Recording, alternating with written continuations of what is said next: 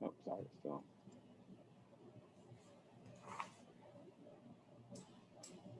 Good evening, Get Connected fans, audience members, and individuals who have been a part of this. Today is day 3 of our conference, the final day, but we're going to continue doing great things and individuals who are in the industry and fields to give you topics that you need to know for your education piece of wanting to move forward. I have today with us a former, uh, I call her colleague because she was the SGA president of Johnson and Wales University, but she's gone on to do great things, and she's, I didn't want to just have a police officer on or a firefighter on those normal things that kids are talking about. I wanted to elaborate on what is public safety. But before we get there, I wanted to talk about your background a little bit and where did you come from to get to where you are today? Absolutely. Thanks, Johnny, once again for having me on. So definitely stop me because I'm a rambler. So I'm going to keep going. I'm really passionate about what I love, and I want to portray that to the high schoolers and the college kids watching this because I really want you guys to get involved into this field because it's so awesome. So what I currently do, I'm an emergency management coordinator. And I'll get into exactly what that means. I went to school at Johnson Wales University, and that's where I met Johnny. For some time, I was on DECA, and that's where I met lovely Johnny. And after that, I was looking for an internship because I needed one for my criminal justice bachelor's degree. So I do have a major in criminal justice. And at the time, I wanted to be an FBI agent, right? Most CJ students, CJ majors want to do FBI, a police officer. So I was thinking big. I wanted to be a detective, just like Law and Order, SVU. Like I wanted to do something like that. I just knew that I wanted to help people. So when I was looking for an internship, I had learned in one of my classes with Dr. Sabat, shout out Dr. Sabat at JWU, Johnson Wales University, that I had learned about right after what happened at 9/11, right? We know September 11, 2001, the horrific accident, the terrorist attack that happened in New York City. I had learned in one of my criminal justice classes that there are individuals out there that plan for these massive scale emergencies. And to me, that really struck home. I'm like, how do people plan for emergencies to occur? Don't they just happen? And actually, there are planners, me now, that plan for these emergencies to happen before they do. We have a plan in place, and then when we respond accordingly, so when that incident occurs, then we don't respond chaotically. It's methodical, it's planned. Of course, we cannot always plan for every single emergency. I can't tell you that I have a crystal ball and I knew that this global pandemic was going to happen. Absolutely not. But we have planned for Ebola, right? So there's things that we have adjusted to add to fit this COVID-19 pandemic that we are currently facing. So I got an internship with the County Emergency Management Office. I loved it. And then I said, you know what, this is what I'm going to do. After I interned for 3 months, free of charge, by the way. The reason I'm saying that is because I want the high school students to know, the middle school students and the college students to know that you will be given opportunities in life to pursue an internship or a volunteer opportunity, and it's not going to be paid. And I want you just to accept that now because those are usually the most rewarding experiences. I worked for 3 months free of charge. It wasn't 40 hours a week. You can adjust what you can give to that employer, be clear to them from the onset, but it's going to be free of charge, but they're going to give you, you're basically going to be able to look behind the curtain of that organization and just be exposed to everything you could be confronted in if you were to be in that role one day paid. So it was absolutely a phenomenal experience. And from then, my 3-month internship was over. I said, hey guys, I hope that you're hiring for a position. The first position that they were hiring for was an office assistant. As you can imagine, Johnson and Wales prepped us. And, I'm a millennial. I'm proud to say that. And sometimes the titles of positions, I want to say, kind of hold us back, right? So I just kind of want to uplift you guys to tell you, do not allow for the terminology of these positions to hold you back. Yes, the only position available at the time was an office assistant. It was mostly called an office support specialist, right? But that was the only position that they presented to me at the time. And I was a little discouraged, to be honest. I had to kind of speak to my family. I had to speak to my mentors. I'm like, hey, this is all I'm getting. I don't want to be making copies. I don't want to be sending fax machines. I want to do emergency management stuff like I was doing in my internship. However, I made it clear to them, I will take this position, but can you please let me do more? And of course, to them, it was music to their ears. They're like, oh, you want to do more on this salary? Of course, do whatever you want. No problem. For me, it was music to my ears. It was gold. I was like, okay, I'll do this. I'll be in this office. I'll get to know all these people and they'll give me some of their work and I'll get that experience. And that's what happened.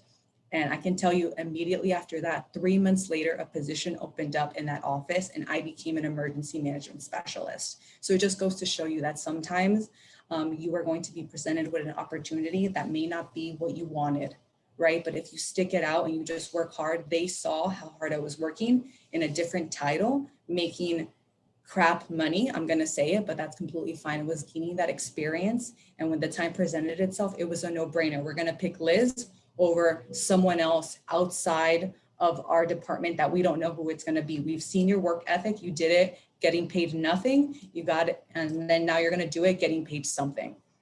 So before I ramble any longer, I just want to encourage the students on the call today. Just get the work done, do it well, work hard. And who cares what the title says? Because trust me, if you work hard, you're going to end up being bad. Awesome. You're going to end up being awesome. Right. And you know, you talked about your position a little bit, but can you give us a deep dive into like what is emergency management coordinating entail? And I think along with that question, I want to ask you, do you have to have a degree to get into your position? Okay, beautiful. Yes.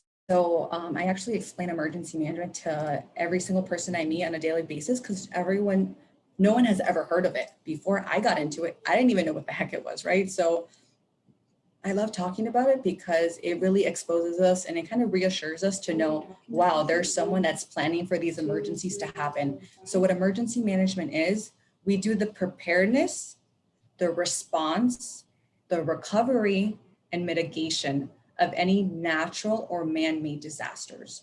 So a natural disaster is hurricanes. So as I live here in Florida, we plan for hurricanes to arrive because whether we like it or not, Mother Nature is on its way, right? So we know that hurricane season is June 1st to the end of November. So we don't start planning June 1, right? And we don't stop planning at the end of hurricane season. All year long, we work with different departments to ensure that if and when a storm comes, we have our staff and different other players prepared. So an example of that is I currently work for a hospital system in Miami, Florida. In that hospital, we have to ensure that we work with our communications department. The communications department is the one that sends emails to staff, students, because we are an academic health system university. So I work for the University of Miami, who's also a university and also a health system. So in times of emergencies, we have to tell people, we have to educate them, okay, do I need to go to an evacuation center, right? Just like the community. Does the community need to go to a shelter, right? Do we need to seek any benefits? All of those things, we have pre-prepared messages because they don't really change in a hurricane environment. So when something happens, we send it off, communications, we tell them the trigger and they send it. So emergency management, we manage or administrate the entire emergency incident. So I do not go to the field, put on a fancy suit on and I'm like, okay, hurricane hit me, right? No, I actually never get to see any of the storm, any of the incidents. I'm in a room with no windows, kind of like this one. This one, it has windows, so bad example of that. I'm in a room with no windows, a lot of monitors, and I'm monitoring every news station. I got CNN, NBC, mostly our local channels to see, okay, what is the media saying? So right now we've done it for a no notice emergency, like a COVID-19 pandemic. So right now, since I work in a health system, I actually it's changed a little for me in this emergency because we are a hospital. So people that are sick actually come to us. So I actually have this mask here, and I wear this mask every single day to work because I work in a hospital. The reason that I took it off today is because I'm in an office with no one in this room, so I can take it off. We have that ability in our policy that if you are in enclosed space with one person, you can take off your mask. So I am within policy, by the way, people.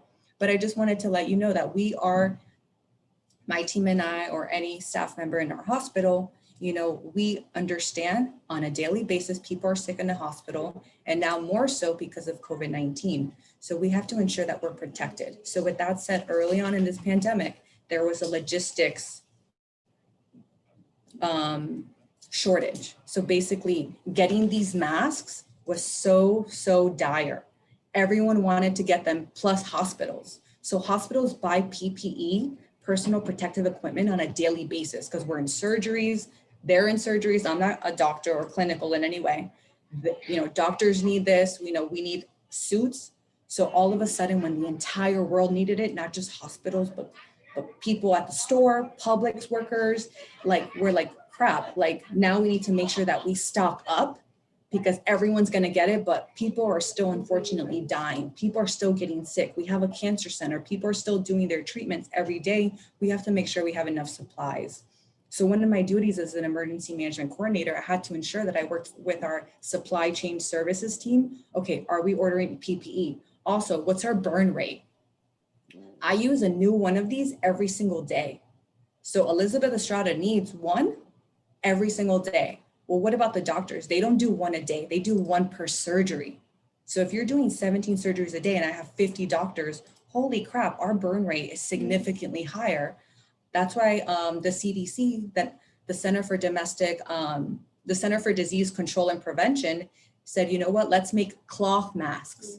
Because we were telling the government through different portals, hospital emergency managers like myself, we were telling our government entities, we were telling our county, our state, hey, we need this for life safety. So we need to find another method to protect our community, but it's not going to put other patients at risk. So that's when the CDC said, hey, we can start wearing cloth masks. Hey, we're going to teach you how to make it out of a bandana. So all of those things came about from immediate lessons learned because we were struggling. We were at a point where several hospitals, as you probably saw in the news, had to reduce their emergent procedures. What that means is, and I've learned all of this because I currently work in a hospital. I did not know anything about hospitals. So I just want to tell you again, I work in a hospital now, but I was not a hospital guru. I was not a medical guru. I do not have a medical license. You don't need any of that. Let me go back to the question that you asked, right? So you said, I have a criminal justice major, but any single person can get into emergency management. If you have an interest of just like criminal justice people, we just want to serve the public. But I have other colleagues of mine that used to work in the accounting industry, and they're planners, right? They're very methodical. And now we've adjusted them. Hey, you're really successful at logistics. I need to get this and I need to send it there. Okay, those methodical skills we can apply in a different format. So I just want to let everyone know, if this just sounds interesting to you or cool, come on over. Let's get an internship. Let's get it started. There's so many aspects to emergency management that anyone could do. At the end of the day, it's really just a managerial role. Okay, how can we manage this emergency very effectively so things don't fall through the cracks? Again, I'm never sent to the scene, right? I am not a responder. I'm currently a first receiver because I work in a hospital, but I've done this for other entities. So we just need to make sure that we're managing things. So I always tell people anyone could really do this as long as you have the interest, the drive, and because more emergencies are happening, whether that be for climate change, whatever the heck, the earth is getting hotter, some places are getting colder, so we're having heavy snowstorms, we're having terrible wildfires in California. All of those people, everywhere, when I say an emergency, there's emergency managers in those states managing, coordinating the resources, making sure right now with the wildfires in California, all of those firefighters need rest. So we have someone in emergency management ensuring, okay, are they resting? Are they working overtime? Is there enough money in the budget to ensure that we can have all of these people in overtime. All of that is an emergency management thought and part of the puzzle as we think about it. So I ensure that I work with my finance department. Hey, how are we doing with the budget? Can we hire more doctors? You know what, right now we're not doing so well. So let's stop hiring people. So then we have to ensure that we don't have as much people on overtime. It's very interconnected. We work with every single department. So I'll stop now so you can let me, yeah. And it sounds, and just to me, in the conversation listening is, if you can be a planner, and logistically think outside of the box, that is what's needed in emergency management. And you have to have, I think, compassion too, behind what you're doing, as you're saying that. And that's great insight, because when you think about Florida, when we have, hurricanes coming, a lot of people don't think about the flood, or, a house may be torn to shreds. Who's planning to make sure that, we have somewhere with a shelter over our head? And it's you. Essentially, it's you and your team and individuals that come together and make that plan. And so I appreciate that, because I like when the little thing comes on the TV and interrupts my show. It tells me, prepare. Do you really? Not really, but I do. I think so. It is a great information tool, and I think communications is working well. So you talked about, the different entities inside of, emergency management. But I kind of wanted to know, when the students are looking to get into this field, I did a little bit of research myself, and there are certifications out there for you to get in emergency management, which, boost your knowledge within the industry. But what can they start doing in, high school and college to get into this field? Wonderful. So I want to start off with saying that what's really awesome about emergency management, that most of our trainings are free and they're online, and they've been online since before COVID, right? So you can go to FEMA.org, actually FEMA.gov. I actually, Johnny, I can send you, once you post this, or I can send you the exact links. And I'm sorry that I didn't do that before, but there's several ways that you can get involved. But one of the first things I would recommend is volunteer for some type of organization that does emergency response. And you may not even think about it, but the American Red Cross. So I actually was a volunteer before I got into emergency management, and I didn't even know it was a form of emergency management. So as you can imagine, when I got into my internship, like I sat back and was like, wow, the stars are aligning. I've been doing this. I'm just going to do a different form of it. So the form that I was doing with American Red Cross as a volunteer, I was a disaster action team volunteer. So it was DAT, the DAT team, disaster action team member. And what that means is you're a volunteer, and anytime in your local community or city, depending how big of your city it is, and there's a fire in your community, the American Red Cross calls you. Hey, there's a fire that just happened here in the city of Miami. Are you willing to go to that fire and assist that family that was just affected and possibly lost all of their belongings, etc.? Yes, I'm in. Of course, there's training, free training, all of this stuff. I get sent out to the scene. Of course, I'm dressed comfortably. I have sneakers on, because I've seen firsthand these homes that are completely gone with fires. The family members are there. Elderly people are there. They're like, my medication is gone. What am I going to do tomorrow? They're completely frazzled. Their mental health is gone. It was really difficult when I first started this volunteer job. And to me, I thought it was cool. Can you imagine? And to these people, they have lost everything in something so unexpected. But the Red Cross taught me, okay, we're going to give you some basic first aid psychological training, so you can interact with these family members that are completely lost. They don't know what to think, right? So sometimes these homes were not completely consumed by the fire, so they could go in and grab some belongings.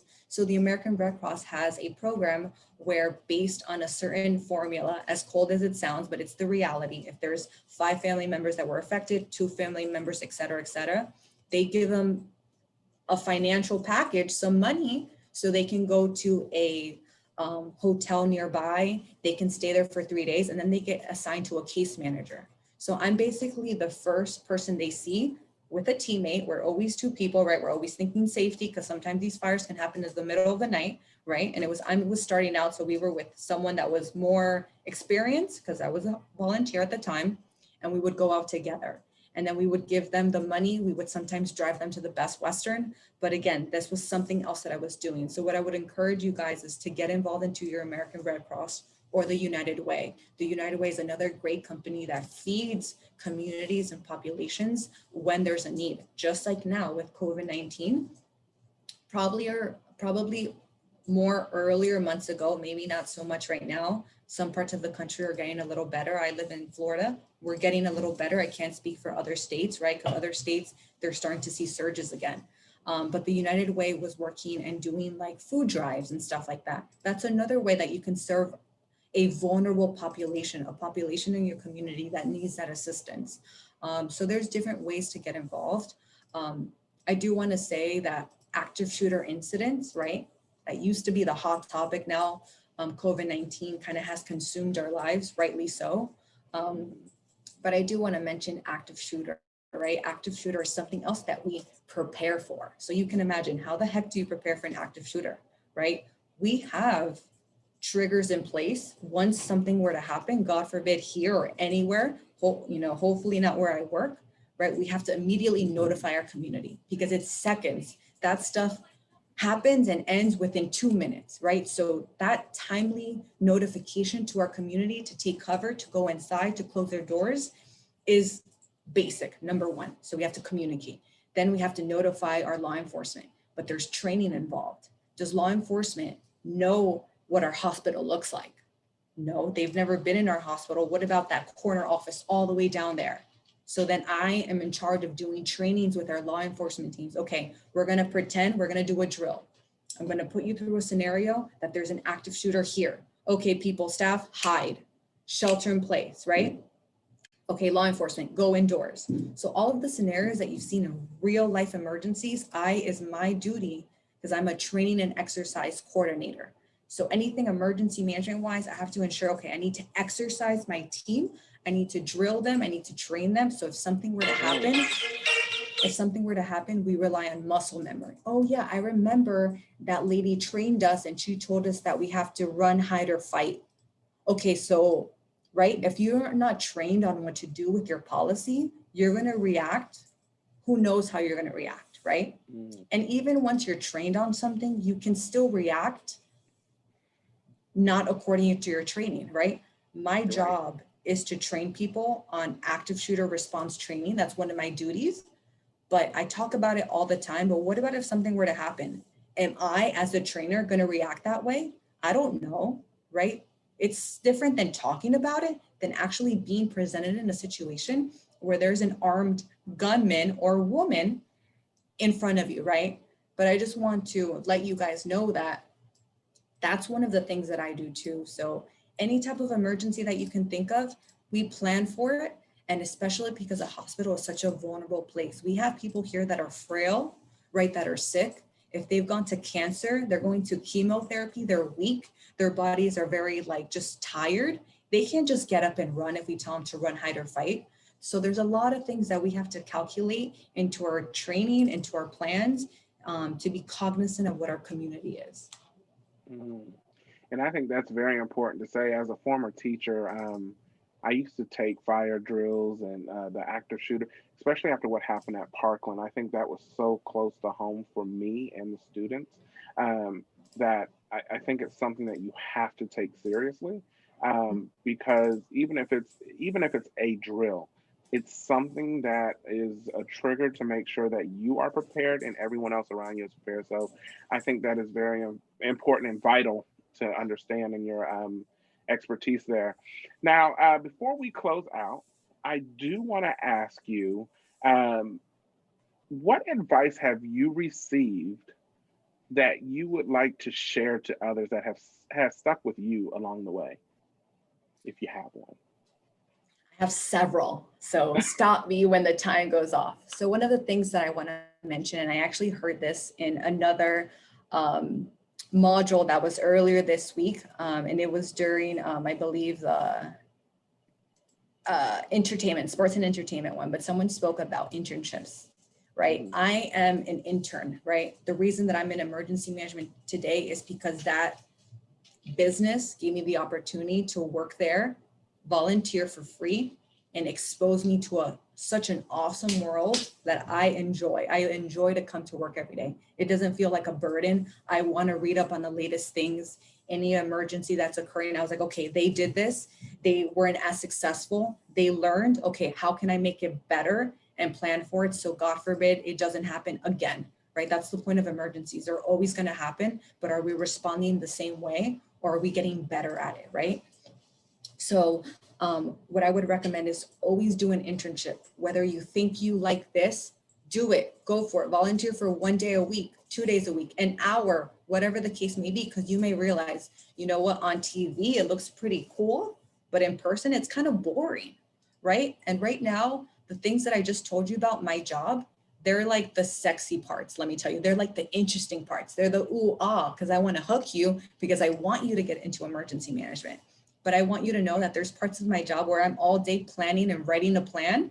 And sometimes it may get a little boring, or I may go to trainings and it may not be the most enticing topic and people there are not as interested. So how can I make it interesting, right? So I do talk with my hands, right? I try to be animated because I want to connect with people, because now all of my trainings are done via Zoom, right? I can't be with people anymore because we have a policy. We can't have more than 10 people in a room. I used to train 300 people at a time. I don't know when my future is going to look like that again, right? So I have to find a way where I can harness the technology that I have. So please, guys, do your internship. Sometimes an internship to an organization may seem intimidating. So just say, hey, I just want to volunteer. That's what I always tell people. Don't use the word internship. Sometimes departments think, oh, I need a process in place. I need a whole, it's a whole thing. It's not a whole thing. I just want to volunteer. Please give me an opportunity to learn about you and learn about your business. Number two, this is what I've learned directly in my job. Any field that you get into, the longer you do it, you're going to realize that it's a small community. So I'll give you an example of myself. I've worked with someone. I wouldn't say we had the best relationship, right? But guess what? Years later, when I went to a different job, I saw that person again. And I always remember thinking, thank goodness I was a professional the entire time.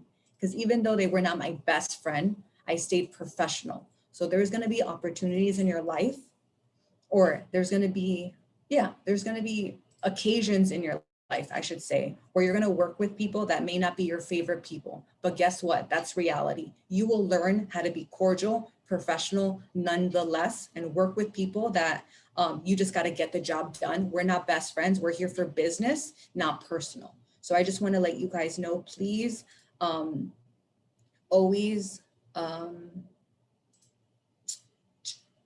please always be a professional. Let's not create drama in a work environment, because that if I would have done that with that person 5 years later, when I was at that interview, that person ended up being the boss, right? But because I was always cordial, it wasn't something that I would have shot myself in the foot, because it would have been me talking that crap, right? Stuff that was not good.